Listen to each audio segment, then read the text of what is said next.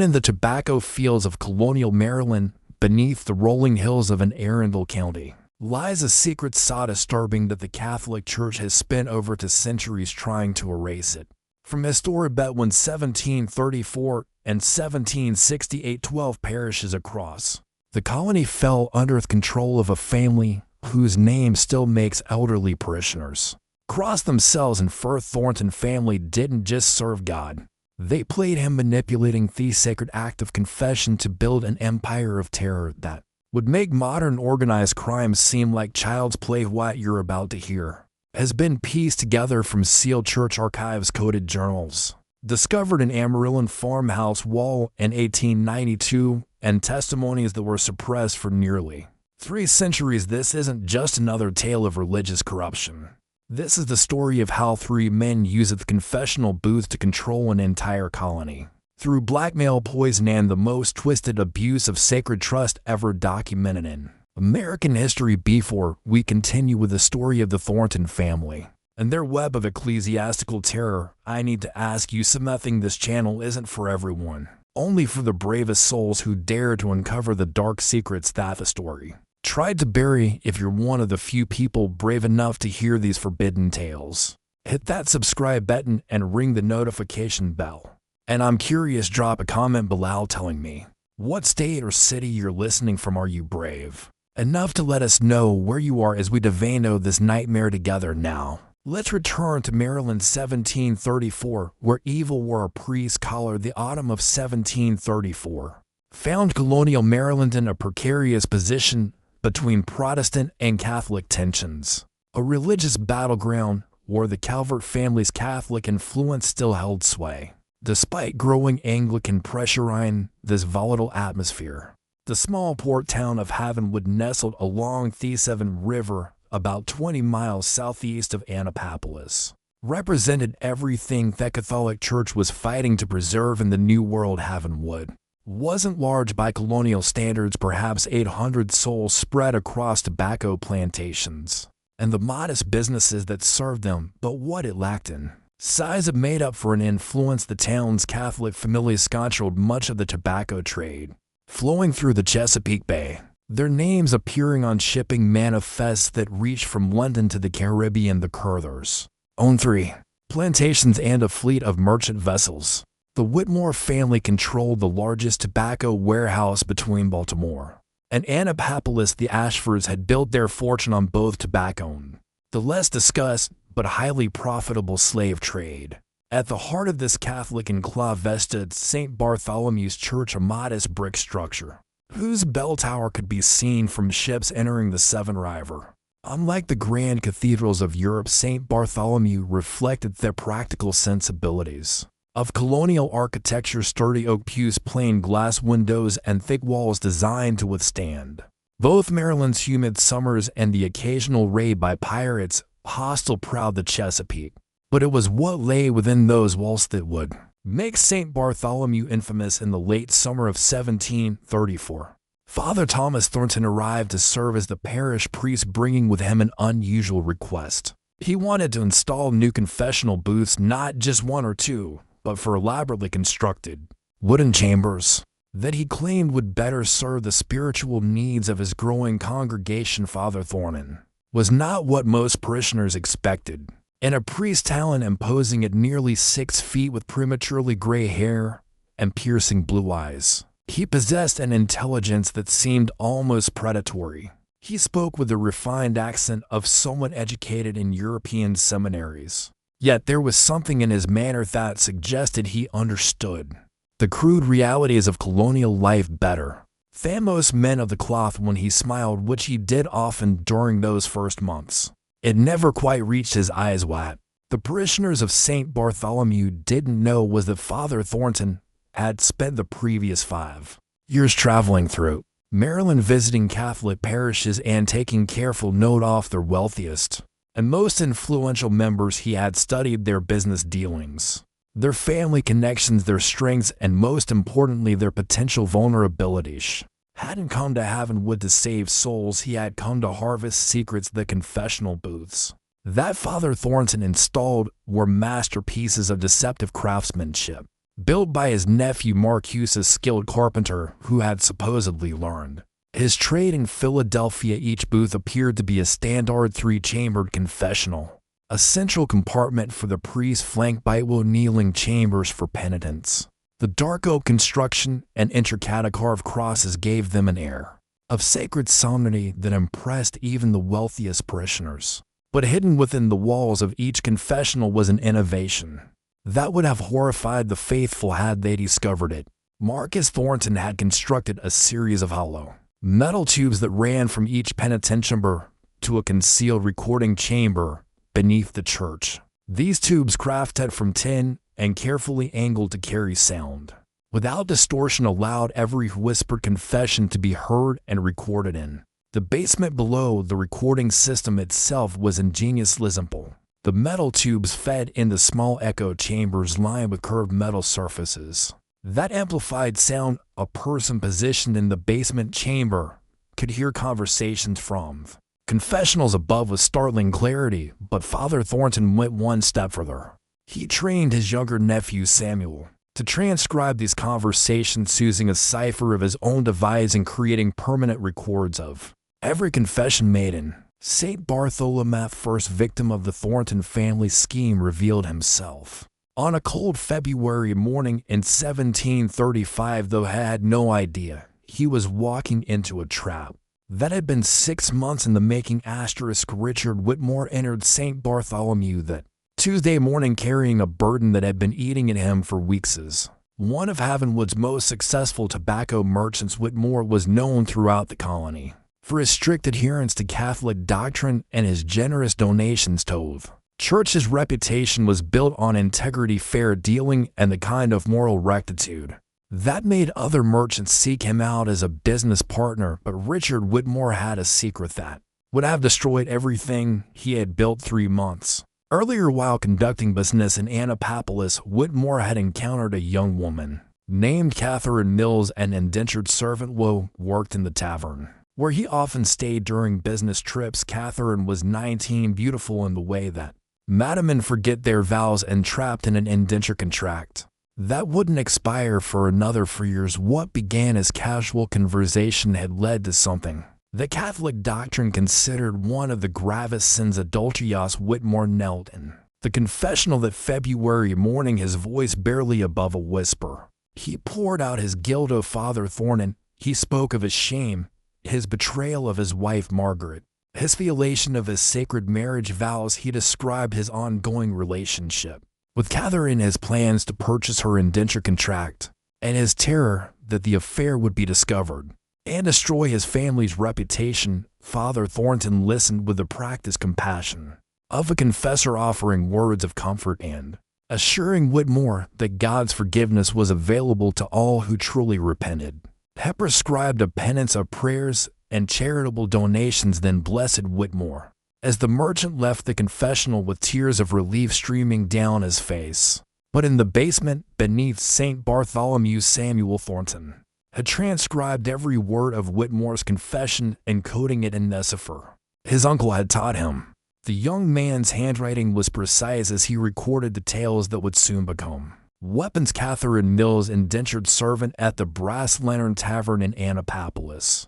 Contract holder Jonathan Pierce, relationship ongoing since November 1730. For Whitmore, plans to purchase indenture within the month. The transformation of the sacred confession into an instrument of blackmail began exactly 1 week later. Father Thornton requested a private meeting with Whitmore, claiming he needed to discuss a matter of urgent spiritual importance. They met in the priest's study on a Thursday evening, the room lit only by candles that cast dancing shadows on thewels lined with theological texts. Richard, Father Thornton began, his voice carrying a warmth that seemed genuine. I've been praying extensively about our conversation last week, and God has revealed to me a path forward that might ease your burden. Whitmore leaned forward eagerly, his face reflecting hope that his spiritual advisor had found a solution to his moral crisis. The church's significant expenses coming in the next few months. Father Thornton continued, we're planning to expand our charitable works, perhaps establish a fund to help indentured servants in difficult situations. young women particularly, who find themselves in vulnerable circumstances. The priest's pause was perfectly calculated, allowing the implications to sink. And before he continued, I believe God is calling you to make a substantial contribution to this fund, perhaps £50 initially, with monthly donations of £10 thereafter. This would demonstrate the sincerity of your repentance while helping others who might find themselves in situations similar to Miss Mills. The color drained from Whitmore's faces. He realized what had just happened. Father Thornton had not only retained every detail of his confession, but was now using that sacred information to amend money. The priest's benevolent expression never wavered, but Whitmore could see something cold and calculating in those blue eyes. Father, our conversation was under the seal of confession, and it remained so. Father Thornton replied smoothly, I would never violate that sacred trust, but God speaks to me in many ways. Richard, sometimes through prayer, sometimes through divine revelation. He has revealed to me your desire to help young Catherine, and I'm simply offering you a sanctified way to channel that charitable impulse. Whitmore sat in stunned silence, his merchant's mind quickly calculating the implications. £50 was a substantial sum, but manageable. £10 monthly would be more difficult, but not impossible. The alternative, having his affair exposed, would destroy his marriage, his business relationships, and his standing in the community. And if I were to contribute to this charitable fund, then I believe God would bless your discretion and all of your personal matters. Father Thornton replied, the church has always been a sanctuary for those seeking to live righteous lives away from the prying eyes of gossips and busybodies. Whitmore agreed to make the payments, telling himself that he was indeed performing an act of charity that might help other young women in difficult circumstances. He had no way of knowing that he was the first of what would eventually become hundreds of victims, or that his confession had been the test case for a blackmail system that would spread across Maryland like a plague that night. As Whitmore walked home through Avonwood's quiet streets, he felt a chill that had nothing to do with the February when he couldn't shake the feeling that his life had fundamentally changed, that he had crossed some invisible threshold from which there would be no return. Behind him, the bell tower of St. Bartholomew rose against the Starfoletsky like a dark finger pointing toward heaven, or perhaps somewhere else. Entire life success of the Whitmore blackmail convinced Father Thornton that his system was not only viable but potentially far more profitable than he had initially imagined. Over the following months, he began implementing the second phase of his plan, a systematic expansion that would eventually transform the religious landscape of colonial Maryland into his personal criminal empire. The key to this expansion lay in Father Thornton's two nephews, both of whom had been carefully groomed for their roles in the family business. Marcus the elder, at 28, possessed the technical skills needed to construct the modified confessionals, while Samuel, barely 21, had been trained since childhood in the art of transcription and codering. But what made the Thornton scheme truly diabolical was that both young men were legitimately ordained priests, having completed their seminary education in Baltimore under their uncle's guidance and financial support. By the spring of 1735, Father Thornton had secured appointments for his nephews at 2 additional parishes. Marcus was assigned to Mitchell's in the port town of Easton, while Samuel took over the struggling parish of St. Joseph's in the tobacco-growing region near Chestertown. Each appointment came with the same request: permission to install new confessional booths to better serve their congregation's expansion. Strategy was methodical and patient rather than attempting to blackmail every parishioner who confessed a secret. The Thornton focused on what they termed productive sins, transgressions committed by individuals with both the wealth to pay substantial sums and the social standing that made the exposure genuinely devastating. Adultery was ideal, but they also targeted embezzlement, tax evasion, illegal business practices, and the various forms of corruption that were endemic to colonial commerce. Their system of communication was as sophisticated as their confessional modifications, using a network of merchant contacts and traveling salesmen. They 3 priests maintained regular correspondence through coded letters that appeared to discuss routine church business. but actually contained detailed intelligence about potential victims and their vulnerabilities. A letter describing a spiritual awakening among the tobacco farmers might actually be reporting that several plantation owners had confessed to cheating on their taxes. A request for additional prayer books for the women's society could be coded instructions for which wealthy widow had confessed to an affair with her overseer by the end of 1735. The Thornton network was generating substantial income from 12 regular victims across 3 parishes. Richard Whitmore remained their most reliable source, his monthly payments having increased to £15 as Father Thornton claimed. The church's charitable needs had grown, but the Whitmore case had also taught the Thorntons an important lesson about managing their victims' psychology rather than simply demanding payment in exchange for silence. Father Thornton had developed a sophisticated justification system that allowed his victims to maintain their self-respect, while paying extortion thief money was always framed as charitable donations, penance payments, or contributions to specific church projects. Victims were encouraged to see themselves as generous benefactors rather than blackmail targets, a psychological manipulation that reduced the likelihood of rebellion or desperatitions. The system's effectiveness was demonstrated most clearly in the case of Fedman Curthers, the wealthy plantation owner, whose shipping business dominated much of the Chesapeake Bay trade. Curthers had confessed to systematically underreporting his cargo manifest to avoid paying the full customs duties required by the Crown, a practice that, while common, was technically treason and punishable by the seizure of all his assets. When Father Thornton approached Curthers about making a substantial contribution to the church's mission among the poor, the plantation owner initially resisted, but the priest's gentle reminder that God sees all our commercial dealings, even those conducted in the shadows off Customs House, was sufficient to secure Curthers' cooperation. Within 6 months, Curthers was contributing £25 monthly to what he believed was a fund to help impoverished Catholic families throughout Maryland. The psychological toll on their victims became apparent as the months passed. Richard Whitmore, once known for his jovial demeanor and social confidence, became increasingly withdrawn and anxious. He began attending Mass daily rather than weekly, as if excessive piety might somehow balance the scales of his guilt. His wife, Margaret, noticed the change but attributed it to business pressures and her husband's deepening religious devotion. Edmund Curthers developed different symptoms. Always a meticulous shrekker, he became obsessed with his business documents, spending hours each evening reviewing manifests and correspondence as if searching for evidence of some mistake or oversight. His slaves reported that he would sometimes wake in the middle of the night and insist on personally inspecting cargo loads that had already been checked multiple times. But the most disturbing transformation occurred in the parishes themselves. The Thornton priests had created an atmosphere of spiritual intensity that bordered on the fanatical. Their sermons focused heavily on the misoff,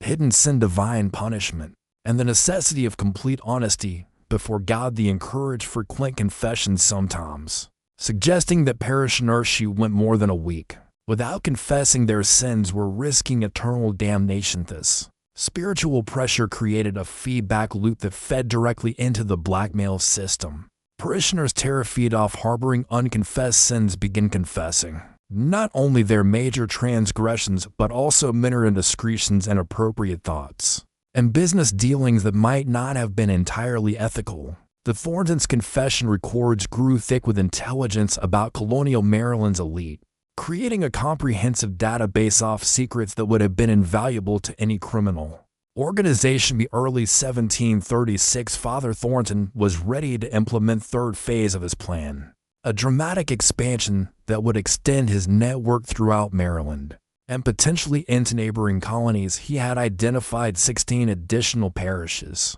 where his methods could be implemented, and he had begun recruiting additional family members and trusted associates who could be trained to operate confession recording systems. But the expansion would require overcoming a significant obstacle. The Catholic Church's hierarchy in Baltimore had begun to notice the unusual construction projects being undertaken by the Thornton priest. Bishop Carroll had specifically questioned the need for such elaborate confessional liturgy in relatively small parishes, and there were rumors that he was considering conducting formal inspections of churches where new confessionals had been installed. The solution Father Thornton devised would prove to be both his greatest triumph and the beginning of his ultimate downfall. It involved a level of corruption so profound that it would eventually threaten the very foundations of Catholic authority in colonial Maryland, and it would require the Thorntons to cross a line from which there could be no return. The winter of 1736 brought an unexpected crisis that would test the Thornton network's resilience and reveal the true depths of their commitment to their criminal enterprise. A young woman named Isabella Ashford, daughter of one of Havenwood's most prominent Catholic families, had begun to suspect that something was fundamentally wrong with the confessions she was making at St. Bartholomew. Isabella was 19, possessed of the kind of sharp intelligence that colonial society typically wasted on women, but Caldita entirely suppressed. She had been educated by private tutors, spoke fluent French and Latin, and had developed an almost scholarly interest in Catholic theology. Through her extensive reading of her father's religious texts, this education proved to be Father Thornton's first serious miscalculation. Previous autumn, Isabella had confessed to Father Thornton that she had been secretly reading books that the church considered inappropriate for unmarried women, specifically several philosophicalities that questioned traditional religious authority. It was a minor transgression by colonial standards, but Father Thornton had recognized an opportunity to establish control over the Ashford family fortune. Within 2 weeks of her confession, Isabella noticed that Father Thornton had begun incorporating specific references to young women who contaminate their minds with dangerous ideas into his Sunday sermons. When he requested a private meeting with her father to discuss concerns about the spiritual welfare of young people in the parish, Isabella's suspicions crystallized into something approaching certainty. But Isabella Ashford was not content to simply suspect. She was determined to investigate using skills she had developed through years of scholarly research. Isabella began conducting a systematic analysis of Father Thornton's behavior patterns. She noted which parishioners were called for private meetings with the priest and attempted to correlate these meetings with their previous confessions. She paid attention to which families had suddenly increased their charitable donations to the church and tried to identify what they might have confessed that would inspire such generosity. Most importantly, Isabella began testing her theory through carefully controlled experiments. She confessed different fabricated sins to Father Thornton, claiming she had stolen small items from local merchants, pretending she had entertained improper thoughts about married men, even inventing a story about secretly reading Protestant religious texts borrowed from Anglican neighbors. In each case, Isabella watched carefully for signs that Father Thornton was using her confessions to manipulate her family's behavior. When she confessed to borrowing a silk handkerchief from Whitmore's general store, Father Thornton's next sermon included pointed references to those who take what doesn't belong to them, even in small matters. When she invented a romanticenist and a married tobacco merchant, the priest began counseling her father about the importance of finding Isabella a suitable husband before her natural feminine weaknesses led her into temptation. But the experiment that convinced Isabella she was dealing with something far more sinister involved a deliberate lie about her family's business practices. She confessed to Father Thornton that she had overheard her father discussing plans to avoid paying customs duties on a shipment of European goods by falsely declaring the cargo as religious materials exempt from taxation. This confession was pure fiction. Isabella's father was scrupulously honest in his business dealings, but within days Father Thornton had requested a private meeting with James Ashford to discuss the spiritual implications of certain business practices that might compromise a man standing before God. Isabella realized with growing horror that Father Thornton was systematically using sacred confessions to blackmail his parishioners, but her investigation also revealed something even more disturbing. The scope of the operation appeared to extend far beyond St. Bartholomew's parish. Through discreet inquiries among her social connections in Annapolis and Baltimore, Isabella discovered that several other Catholic parishes had recently installed elaborate new confessional booths. Once she mentioned the names of the priests involved, Marcus and Samuel Thornton, a pattern began to emerge that suggested a coordinated criminal enterprise operating under the cover of religious authority. Armed with this intelligence, Isabella made a decision that would have been unthinkable for most colonial women. She decided to confront Father Thornton directly. She requested a private meeting under the pretense of seeking spiritual guidance about her upcoming engagement to Jonathan Pierce, a young merchant from Annapolis, whom her parents had selected as a suitable husband. The meeting was scheduled for a Thursday evening in late February 1737 in Father Thornton's study adjacent to the church sanctuary. Father Thornton received Isabella with his usual display of paternal warmth, offering her tea and expressing his pleasure at her family's happiness about the engagement. But Isabella had not come for pleasantries. Father Thornton, she began, her voice steady despite the gravity of what she was about to say. I have reason to believe that you have been violating the sacred seal of confession for purposes of financial extortion. The priest's benevolent expression never wavered, but Isabella noticed a subtle change in his posture, a slight tensing that suggested her accusation had hit its mark. My dear child, Father Thornton replied with gentle concern, I fear that your upcoming marriage and the natural anxieties it brings may be causing you to have troubled thoughts. Perhaps we should discuss these concerns in the context of confession, where I can offer you proper spiritual guidance. I have no intention of confessing anything to you, Isabella responded firmly. Instead, I want you to explain me your sermons consistently reference the specific sins that parishioners have confessed to you. Privately, I want you to explain why families who confess certain types of transgressions receive requests for increased charitable donations. And I want you to explain the unusual construction of your confessional booths. Father Thornton's mask of benevolent concern finally slipped, revealing something cold and calculating beneath. When he spoke again, his voice carried a subtle threat that Isabella recognized as confirmation of her worst fears. Miss Ashford, I fear you have developed some very dangerous ideas, the kind of ideas that could cause great distress to your family if they became widely known. Perhaps it would be wise for you to focus on preparing for your marriage and leave theological matters to those with proper training.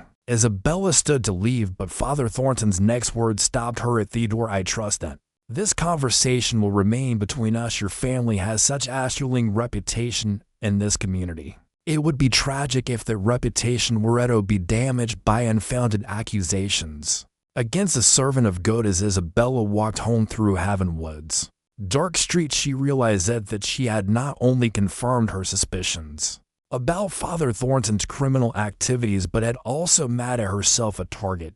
The priest's final words had been a clear threat: cooperate with his schemes or face consequence that could destroy her family's social standing. But Isabella Ashford had not spent years studying philosophy and theology only to be intimidated by a corrupt priest. She had a plan that would either expose the Thornton network or result in her own destruction, and she was prepared to accept either outcome. In service of justice, Isabella's plan required resourcefulness and a level of discretion that would challenge even her considerable intelligence. She had identified the crime, confirmed the method, and confronted one of the perpetrators. Now she needed proof that would convince the Catholic Church's hierarchy to take action against the Thornton network, and she needed that proof before Father Thornton could implement whatever retaliation he was planning. The key to gathering evidence lay in gaining access to the basement chamber beneath St. Bartholomew, where she suspected the confession recording system was located. Isabella had studied the church's architecture during years of regular attendance, and she had noticed several anomalies that now took on sinister significance. A door in the basement that was always kept locked, unusual acoustic properties in the nave that suggested hidden chambers, and the fact that Father Thornton often disappeared for extended periods during times when no service were scheduled. Her opportunity came during the annual Lenten retreat in March 1737, when most of the parish would be attending special services. At the cathedral in Annapolis, Father Thornton had announced that St. Bartholomew would be closed for cleaning and maintenance during the 3-day retreat providenciable with the access. She needed to conduct her investigation, but first she needed to neutralize that Father Thornton might discover her activities and implement his threatened retaliation against her family. Isabella's solution demonstrated the kind of strategic thinking that would have impressed military commanders of the era she composed. A detailed letter documenting her suspicions of Booth Thornton network, including specific examples of correlations between confessions and subsequent sermons. The unusual construction of the confessional booths and Father Thornton's implicit threats. During their private meeting, she made multiple copies of this letter and arranged for them to be delivered to Bishop Carroll in Baltimore, the governor of Maryland, and her cousin Thomas Ashford, who served as a magistrate in Annapolis in the event that anything should happen to her. Letters were held by a trusted family servant, with instructions to deliver them immediately if Isabella failed to retrieve them by a specific date, or if any harm befell her or her family. This dead man switch effectively neutralized Father Thornton's ability to retaliate against her, without triggering a full investigation of his activities. With this protection in place, Isabella proceeded with her infiltration of St. Bartholomew's basement. During the second night of the Lenten retreat, she had obtained keys to the church through her friendship with Margaret Whitmore, who served as the church's volunteer curator, and had access to the building for cleaning purpose. Such what Isabella discovered in the basement exceeded even her worst expectations. Locked chamber beneath the confessional area had been converted into an elaborate intelligence-gathering operation. The walls were lined with metal tubes that fed sound from the confessionals above, and a sophisticated system of curved metal reflectors amplified conversations to crystal clarity. But most damning were the hundreds of coded documents that filled several wooden cabinets, transcripts of confessions dating back nearly 3 years, organized by parish and cross-referenced by the names of the confessors. Isabella spent several hours examining these documents, her horror growing as she realized the scope of the Thornton network's activities. The files contained not only transcripts of confessions, but also detailed profiles of victims, records of blackmail payments, and correspondence between the 3 Thornton priests, discussing the expansion of their operation to additional parishes throughout Maryland and into Virginia. One file marked with symbols she didn't recognize contained what appeared to be a list of parishioners who had somehow become problematic for the network. Isabella's blood ran cold as she realized that several of these individuals had died under mysterious circumstances over the past 2 years, deaths that had been attributed to natural causes, but which the coded document suggested might have been something else entirely.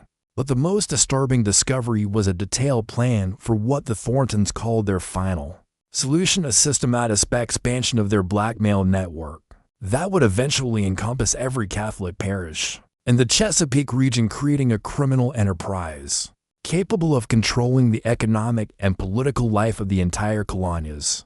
Isabella carefully photographed key documents using a camera obscura technique she had learned from her scientific studies. She heard sounds from the main floor of the church that made her blood freeze. Father Thornton had returned early from the retreat, and she could hear his footsteps moving purposefully toward the basement stairs.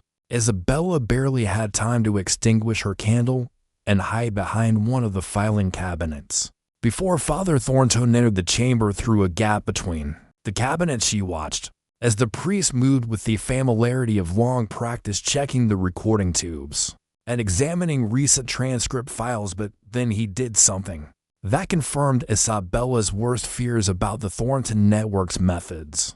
From a locked drawer in one of the cabinets, Father Thornton withdrew a small glass vial containing a white powder. Isabella watched in horror as he carefully measured a portion of the powder into a separate container, then sealed both vials and returned them to their hiding place. Even in the dim candle light, Isabella recognized the substance from her studies of chemistry and medicine, arsenic, the poison that had become known as inheritance powder for its effectiveness in removing inconvenient relatives. Father Thornton spent nearly an hour in the basement chamber reviewing files and making notes in his coded journal when he finally left, locking the chamber door behind him. Isabella remained hidden for another hour before daring to emerge from her concealment. Her investigation had not only confirmed the existence of the Blackmail network, but it revealed something far more sinister. The Thorntons were prepared to commit murder to protect their criminal enterprise. The following morning, Isabella retrieved her letters from the servant and added additional pages documenting her basement discoveries, including detailed descriptions of the poison she had witnessed Father Thornton handling. She then faced a terrible decision: should she wait to gather additional evidence that might ensure the Thorntons' conviction, or should she trigger the investigation immediately to prevent potential murders? The decision was made for her when she learned that Richard Whitmore had fallen violently ill after taking communion at Sunday Mass, exhibiting symptoms that perfectly matched arsenic poisoning. As Whitmore lay dying in his home, attended by a physician who attributed his condition to a sudden fever of unknown origin, Isabella realized that the Thornton network had begun eliminating witnesses who might pose a threat to their operation. She had less than 24 hours to expose the conspiracy before more victims joined Whitmore in the grave. But the Thorntons had been operating their network for nearly 3 years, and they had contingency plans that Isabella was only beginning to understand. When she awoke the next morning to find two men watching her house from across the street, she realized that her own life was now in immediate danger. Confessional confrontation between Isabella Ashford and the Thornton network would test not only her courage and intelligence, but also her willingness to sacrifice everything, including her own life, to prevent a criminal conspiracy from achieving complete control over Colonial Maryland's Catholic population. The morning of March 15, 1737 dawned gray and cold over Havenwood, with a fog rolling in from the Chesapeake Bay that seemed to muffle sound and blur the boundaries between earth and sky. Isabella Ashford stood at her bedroom window watching the two men who had maintained their surveillance of her house throughout the night, their breath visible in the cold air, as they pretended to engage in casual conversation while never taking their eyes off the Ashford residence. Richard Whitmore had died during the night, his final hours marked by the agonizing symptoms of arsenic poisoning that the local physician, Dr. Benjamin Crawford, had misdiagnosed as putrid fever. Isabella knew that Whitmore's death was both a message and a declaration of war. The Thorntons were prepared to kill a man who threatened their operation, and she would be next unless she acted immediately. But Isabella had spent the sleepless night preparing for this confrontation.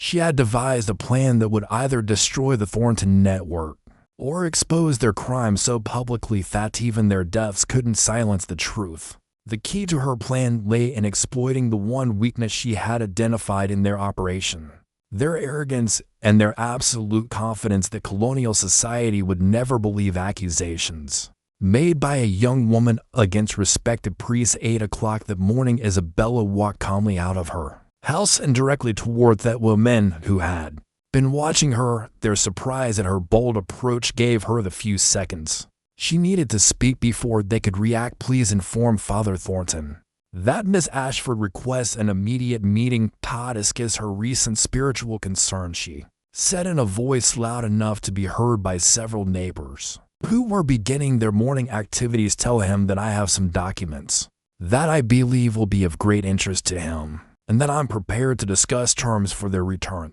Men exchanged glances, clearly unsure how to respond to this unexpected development. After a brief whispered conference, one of them nodded and headed towards Bartholomew, while the other maintained his watch on Isabella. Father Thornton's response came within the hour. He would meet with Isabella at 2 o'clock that afternoon in the church sanctuary, ostensibly to provide spiritual counseling for her grief over Richard Whitmore's death. The meeting location was perfect for Isabella's purposes. The sanctuary's excellent acoustics would ensure that her conversation with Father Thornton could be heard clearly by witnesses she had positioned throughout the church. Those witnesses included her cousin Thomas Ashford, the magistrate from Annapolis who had arrived that morning in response to Isabella's urgent message. Dr. Benjamin Crawford, who was still puzzled by the unusual symptoms he had observed in Richard Whitmore, and Margaret Whitmore, who had agreed to help Isabella despite her own grief,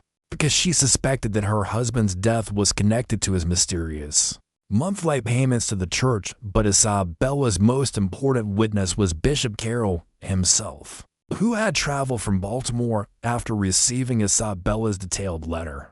About the Thornton network, the bishop had initially been skeptical of accusations made against 3 of his priests, but Isabella's evidence had been compelling enough to warrant a personal investigation. At exactly 2 o'clock, Isabella entered Bartholomew's sanctuary to find Father Thornton waiting for her at the altar, his usual benevolent expression replaced by something cold and predatory. The afternoon light filtering through the church's plain windows cast long shadows across the pews, creating an atmosphere that seemed more suitable for a trial than a spiritual counseling session. Miss Ashford, Father Thornton began, his voice carrying clearly through the sanctuary. I understand you have some concerns about certain church matters that you'd like to discuss. Indeed I do, Father, Isabella replied, positioning herself so that her voice would project to the hidden witnesses. I've discovered that you and your nephews have been operating a criminal conspiracy that violates the sacred seal of confession and uses religious authority to commit extortion and murder. Father Thornton's mask of priestly concern finally fell away completely, revealing the calculating criminal beneath those are very serious accusations. Miss Ashford, I hope you have substantial evidence to support such claims. I have a transcripts of recorded confessions from your basement chamber. Isabella replied, producing a folder of documents.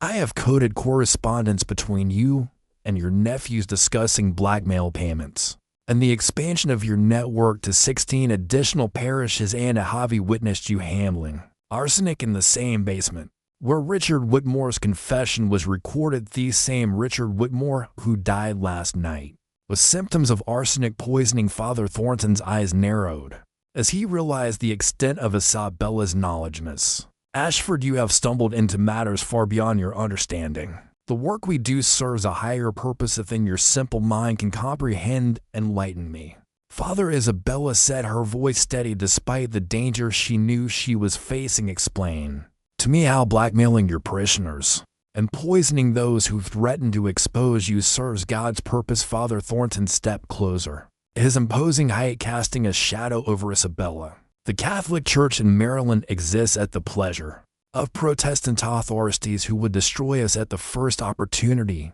We have created a system that ensures survival and prosperity of our faith by securing the loyalty of our most influential members. Those who contribute tenaries to our cause receive our protection. Those who threaten our mission face the consequences of their betrayal. You mean those who refuse to pay your extortion demands are murdered? Isabella said bluntly. I mean that God works through his servants in mysterious ways. Father Thornton replied. Richard Whitmore had become unreliable. He was beginning to ask questions, demanding to see how his charitable contributions were being used. He represented a threat to our entire operation. Isabella felt a chill as she realized that Father Thornton was essentially confessing to murder, apparently confident that she would not live to repeat his words. But what he didn't know was that every word was being heard by Bishop Carroll and the other witnesses hidden throughout the sanctuary. And what about me, Father? Isabella asked.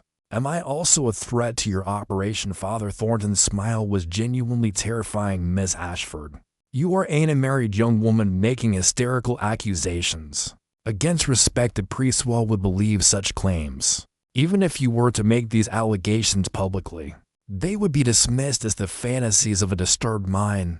But fortunately for both of us, that won't be necessary because you intend to kill me as well, because you're going to voluntarily withdraw these ridiculous accusations and destroy whatever evidence you think you've gathered. Ed, Father Thornton said, you see, my dear, we know about your late night activities in our basement. We know that you violate the sanctity of God's house to steal church documents. More importantly, we have witnesses who will testify that they saw you in Richard Whitmore's house on the night he died, and we have evidence that you possessed arsenic for your chemical experiments. Isabella felt the trap closing around her. As she realized the sophistication, the Thorntons' contingency planning, they had anticipated the possibility of exposure and prepared to frame her for Whitmore's murder even if you were to avoid prosecution for murder. Father Thornton continued, the scandal would destroy your family's reputation. Your father's business relationships would evaporate. Your engagement to Jonathan Pierce would be terminated, and your family would be ostracized from decent society. All of this can be avoided if you simply admit that your accusations were the product of feminine hysteria and emotional distress following Whitmore's death. And if I refuse, Father Thornton's expression became genuinely sorrowful, as if he regretted what he was about to say. Then I'm afraid you'll be found in your room tomorrow morning, having taken your own life in remorse for falsely accusing innocent priests, and for your guilt over murdering poor Richard Whitmore. Suicide is a mortal sin, of course, but God is merciful to those whose minds have been disturbed by their own wickedness. Isabella realized that this was the moment of ultimate test, not just of her courage, but of her faith in justice and her willingness to sacrifice herself to prevent greater evil. Father Thornton had revealed the full extent of his network's corruption and his willingness to commit murder, but only because he was confident that she would never live to expose him. You've made one critical mistake, Father Thornton, Isabella said, her voice ringing clearly through the sanctuary. You've assumed that I came here alone and unprepared. Father Thornton's confidence wavered slightly as Isabella raised her voice to address the hidden witness, Bishop Carroll, Magistrate Ashford. Dr. Crawford, I trust you've heard enough to understand the nature of the conspiracy. We're dealing with the color drained from Father Thornton's face as Bishop Carroll emerged from behind the altar, followed by Thomas Ashford and the other witnesses. The priest's eyes darted toward the sanctuary doors, but he found his escape route blocked by several armed men that Magistrate Ashford had positioned outside the church. Thomas Thornton, Bishop Carroll said, his voice heavy with authority and disgust. By the power vested in me by the Holy Catholic Church, I hereby strip you of your priesthood and excommunicate you for crimes against the faithful. Magistrate Ashford, this man is now in your custody. But Father Thornton's surrender was not as complete as it appeared as Thomas Ashford stepped forward with shackles. The defrocked priest suddenly lunged toward a cabinet near the altar, where Isabella realized he must have hidden a weapon. The phenomenons of the confrontation would test not only Isabella's courage but also her willingness to use lethal force to prevent a murderer from escaping justice. The sound of the pistol shot echoed through St. Bartholomew's sanctuary like a thunderclap, followed by a silence so profound that Isabella could hear her own heartbeat. Father Thornton lay motionless on the floor before the altar, the small knife head drawn from the cabinet glittering in the afternoon light. Beside his outstretched hand, Magistrate Ashford lowered his smoking pistol, his face grim. As he examined Thebedy, he chose his own judgment. The magistrate said quietly, God help his soul. The investigation that followed Father Thornton's death revealed the full scope of the criminal conspiracy that had operated under the cover of religious authority for nearly 4 years. When Magistrate Ashford's men searched the Asterisk basement chambers beneath St. Bartholomew's, St. Michael's, and St. Joseph's, they discovered extensive evidence of blackmail network that had systematically exploited the sacred trust of confession to extort money from hundreds of victims. The coded documents recovered from the 3 churches painted a picture of criminal organization that rivaled anything known to colonial law enforcement. The Thornton network had collected detailed intelligence on over 2,000 families across Maryland, maintaining files that cataloged their business dealings, personal relationships, financial vulnerabilities, and most intimate secrets. The scope of their operation had extended far beyond simple blackmail to include systematic tax evasion, customs fraud, and what appeared to be at least 7 murders disguised as natural deaths. Marcus and Samuel Thornton were arrested at their respective parishes as they attempted to destroy evidence of their involvement in the conspiracy. Both men claimed ignorance of their uncle's criminal activities, insisting that they had believed themselves to be participating in legitimate church intelligence gathering designed to better serve their parishioners' spiritual needs. But the coded correspondence recovered from their churches told a different story revealing their active participation in planning blackmail operations and their knowledge of the murders committed to protect the network. The trials of the Thornton nephews became a sensation throughout colonial Maryland, drawing observers from as far away as Philadelphia. And Charleston's proceedings revealed not only the mechanics of the blackmail operation, but also the extent to which the network had penetrated colonial society. Testimony from victims revealed that the Thorntons had systematically targeted the wealthiest and most influential Catholic families in the region, using their confessions to manipulate everything from business deals to political appointments. Dr.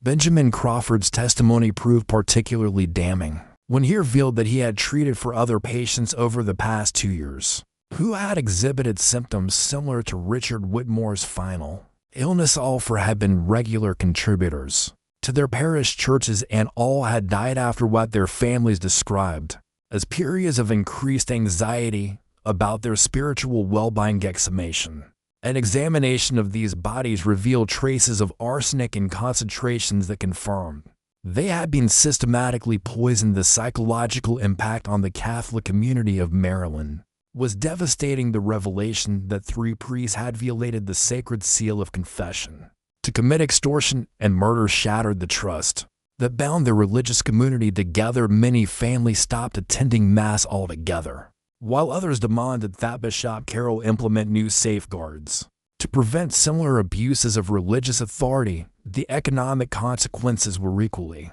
severe. The Thornton network's blackmail operation had generated an estimated £12.0 over 4 years of fortune by colonial standards, much of which had been used to purchase property and investments throughout the Chesapeake region. The recovery and redistribution of these ill-gotten gains became a complex legal process that continued for nearly a decade after the trials concluded. Isabella Ashford's role in exposing the conspiracy made her both a celebrated figure and a controversial one. While many praised her courage and intelligence in uncovering the network, others criticized her for violating the sanctity of church property and questioned whether a young woman should have involved herself in such dangerous matters.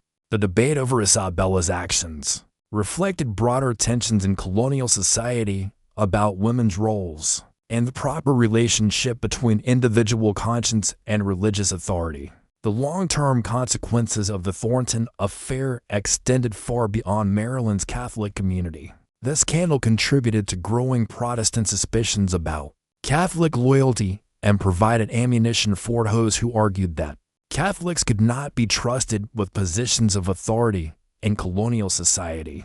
These tensions would persist well into the Revolutionary period and beyond, influencing debates about religious freedom and the separation of church and state. Bishop Carroll implemented extensive reforms designed to prevent similar abuses, including mandatory inspections of all church construction projects, regular rotation of priests between parishes, and new procedures for monitoring church finances. But the deeper question of how to prevent the abuse of religious authority while maintaining the effectiveness of pastoral care remained unresolved. With physical modifications that the Thorntons had made to their churches were dismantled, but the buildings themselves remained in use, serving as permanent reminders of the corruption that had once operated within their walls. St. Bartholomew continued to serve the Havenwood community, though many parishioners reported feeling uncomfortable during confession for years after the scandal broke. Marcus Thornton was executed in the spring of 1738, having been convicted of conspiracy to commit murder and multiple counts of extortion. Samuel Thornton received a life sentence in recognition of his younger age. An apparently lesser role in the planning of the murders, though he died in prison less than 2 years later under circumstances that some observers found suspicious. The broader implications of the Thornton conspiracy continued to resonate throughout colonial American society for decades. After the trials concluded, the case became a touchstone for discussions about religious freedom, the accountability of clergy, and the proper relationship between church and state. Legal scholars cited the Thornton precedent in debates about the limits of religious privilege and the circumstances under which secular authorities could intervene in church affairs. Isabella Ashford married Jonathan Piercias, Planned though, the wedding was delayed for nearly a year while the trials proceeded, and their aftermath was resolved. She never spoke publicly about her role in exposing the conspiracy, but private letters discovered after her death in 1782 revealed that she continued to struggle with the psychological impact of her confrontation with the Thorntons. In one letter to her cousin written in 1745, she reflected on the price of justice. "Sometimes I wonder if the truth was worth the lives it cost and the faith it destroyed, but then I remember Richard Whitmore's final agony, and I know that some evils must be confronted regardless of the consequences." The story of the Thornton family's criminal conspiracy serves as a reminder that corruption can flourish even within institutions that society holds most sacred, and that the press of justice often falls most heavily on those who have the courage to speak truth to power.